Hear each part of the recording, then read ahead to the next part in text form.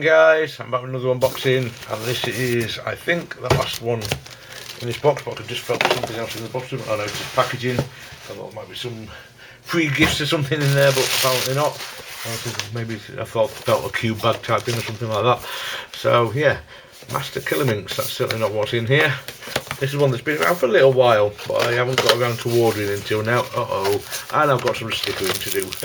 Oh well, it's been quite a while since I did any of that, so I don't mind stickering puzzles these days. I used to hate it, but I'm not against it anymore. I actually quite like it these days. But anyway, so here it is. Oh, look at that, that thing's beautiful. So this, in case you hadn't already figured it out, is the Curvy Starminx. Oh, that turns brilliantly.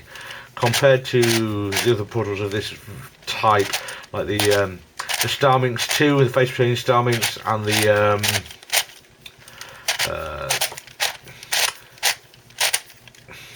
can't think of the name of it, the Master Pentahedron. No, not the Pentahedron. What's the name of the thing? Pentultimate. I can't think of the name of it. The Master Pentultimate, which are kind of similar sort of turns. This turns fabulously. It really does turn nicely in comparison. There are a lot of similarities between the three puzzles. This one's a little bit different from a Starminx. Let me just grab my Starminx actually and show you.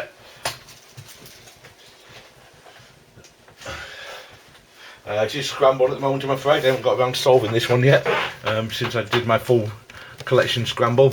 So this is the face turning Starminx, and as you can see, it's similar kind of depth of the cuts on it. You've got a lot of basically the same pieces, but these curvy cuts exposes these corner pieces, which are, I think, Megaminx corners. They work the same as Megaminx corners, I believe. Yeah, I'm fairly sure they do, because only 5 are moving with each turn of the puzzle. But yeah, this is such good quality. It just oozes quality. You can just feel that this is a well made, well designed, well put together puzzle. It looks great. It just makes you wonder why they mf8 can't make all their puzzles this well. This, you know, it's frustrating sometimes. You get some puzzles like this which is just straight out of the box. You think, wow, this is lovely, really, really nice. It could use a bit of lube. It feels a little bit dry, but then you get something else like the Master Pentultimate, which the turning quality is atrocious. The things are constantly, I've seen so many pictures of people who've been playing with it and the thing has fallen to pieces in their hands and things, and it's just terrible quality control. And the constrained Megaminx, things like that, you know, it's really, really badly designed. It would have been quite easy to make it a better design for the thing than the way it was, but they released it how it was without fixing the problems it had, and they've released a terrible puzzle. And I see they've actually just released the black and red versions. I don't know if they've fixed the problems. I'm loath to order one just in case, because I don't want to spend my good money after bad on something that's really, really poorly designed. But anyway, I will go away and sticker this one, and I'll show you some more once I've got the stickers applied. Okay then, so as you can see, I've now got the Starminx, the Curvy Starminx stickered. I've done a little bit of breaking in. I haven't lubed it yet. It still feels like it could do with it. It does feel a little bit dry, but it's not like it's affecting the turning anyway, so I'm not really too concerned. So anyway, let's get this thing scrambled.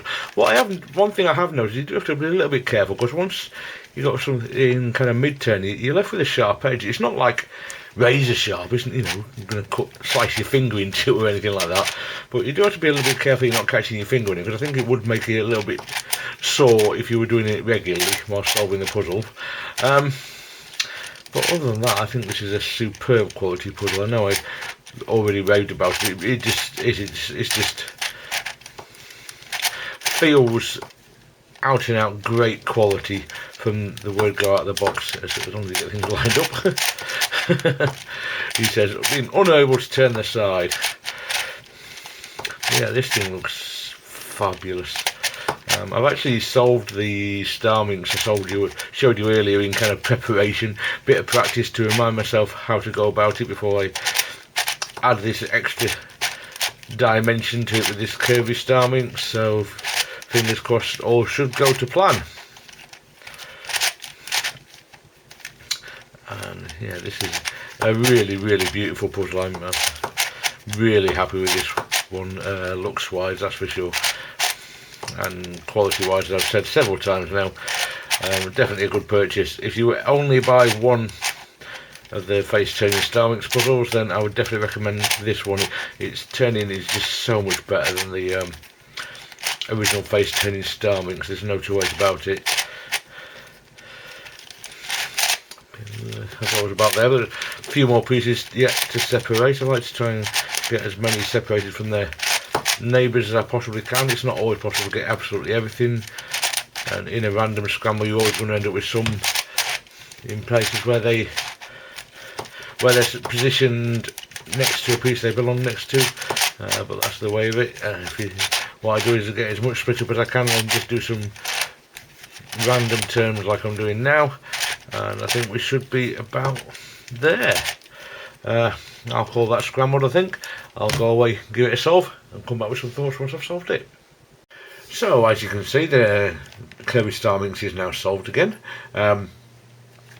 First of all, I need to kind of revise my glowing report that I gave earlier in this video. The turning quality isn't as good as I kind of made out that it was. It does have quite a few issues. It is quite stiff to turn. It does catch quite a bit if you don't have things quite lined up. The weird thing is it tends to be a face that you haven't just turned that becomes misaligned, and you're suddenly trying to, you see, it's a very, very tiny amount of misalignment, and it just becomes impossible to turn this for side, and you get things like that happening. Now I've done an extreme version there, but that happens not all the time, but regularly enough to be annoying during the solve of this. There's also an issue with the corner caps because they pop off regularly. Now they're quite small. You can see that they're, you know, it's smaller, it's about the size of my fingernail, so they're not a big piece or anything, and it's quite easy to lose them under a desk or something. I've been hunting around on them on the floor a few times.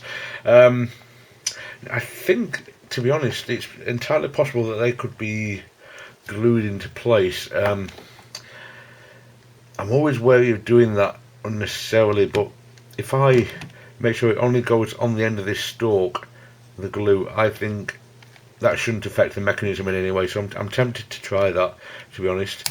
But you can see it's quite a loose cap, fitting cap, and the ones that have been on and off a few times seem to pop off very easily now.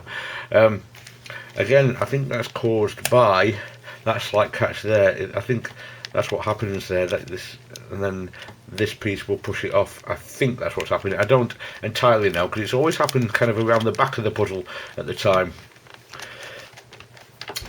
But anyway, the bad things aside, yeah, also you do have to be a bit careful. I've made my I didn't mean to pull that one off. I've made my thumbs quite sore at times when solving this by catching them on the edge of these points quite regularly while solving it. So I had to really tell myself, keep your hands away from there, because turning it just as your natural position just tends to bring your thumb into contact with them. So I did leave my thumb quite sore when I first started trying to solve this one. But anyway, the downsides aside, it's a fun solve. If you can solve the Starminx, I'll be honest, it's not really adding a huge amount to it. When I say Starminx, obviously I mean the face turning version. But nevertheless, I enjoy having this one in the collection. It looks great. It really does look fabulous. It's a beautiful puzzle. It does turn better than the standard face turning Starminx, despite the issues that I've pointed out here. It has a small extra dimension to it with these corners being exposed. They're not difficult to solve, but it does add a small extra dimension to the solve. I have had to start over with this one. It's taken me about 4 attempts to solve it, unfortunately, with accidental scrambles, undoing setup moves. I've had people contact me, and that's you know, online at a time when I'm in the middle of an algorithm or something, and I've made the mistake of stopping and answering them, or it's made me lose my place in the algorithm or whatever when I've been solving the small star points. So I've done accidental scrambles and had to start over, I think, 3 times, which is annoying, but that's entirely my fault. However, at least one or two of those times were due to me getting a lock up and trying to sort that out and losing my orientation of the puddle, which happens on these complex puddles, which don't turn great from time to time. Anyway, in my experience, it happens. I've had it on other similar types of puddles. It is unfortunately the way things go with these a lot of the time, for me at least. Anyway, I'm sure I'm not alone in that. But yeah, it's a fun puzzle. It's not terrible quality or anything. Please don't think I'm saying it's really, really awful. Just be aware it's not absolutely perfect either. That's all. But yeah, fun solving. If you don't already own a face turning Starminx, then this would be the one to go for if you want to get just one of them. Yeah, it has a lot of similarities, as I said, with the face turning Starminx 2 and the Master Pen Ultimate. They all have some pieces in common. They all have differences from each other too. So it's, as far as I'm concerned, it's worth having all of them in my collection. But if you're kind of caught between those three puzzles, then I would suggest going for this one, just based on the better quality compared to those other two. Oh yeah, the other thing I wanted to mention as well that I almost forgot, I don't know if you remember at the start of this video, there was a gold mf8 logo there, which is no longer there. It's worn off, as they always do, and I must admit, I wonder why they bother putting these things on, because not one of my mf8 puzzles has kept that gold logo in position. As soon as you start playing with it, it wears off and it lasts less than an hour of playing time, so it's that bad. And it's always the same on every mf8 puzzle I've got. So I don't even know why they bother putting them on there, to be honest. I hoped this one would be different because it was printed on the sticker instead of being on a separate, like, clear sticker. But it made no difference whatsoever. So yeah. Oh well. But yeah, I think that's about it for this video, guys. Can't really think of anything else I want to say about it. So thank you very much for watching, and I'll see you next time.